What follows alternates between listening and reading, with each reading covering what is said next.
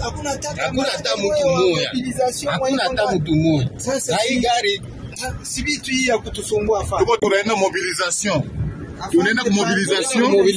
Tunaletaka ba recruit, wanaenda ku police, wanaenda ku jeshi. Emmanuel Birato haya letaka hata mtu mmoja. Mimi nasema hivi, hatuko na wanyongea juu moyo mkwe wa boss. Tuko na nyonga juu chama iendelee mbele. Na hivi mnapenda vitu iendelee, hivi mnapenda. Vraiment kila mtu atakuwa responsable yenye mtaweza fanya mwe peke.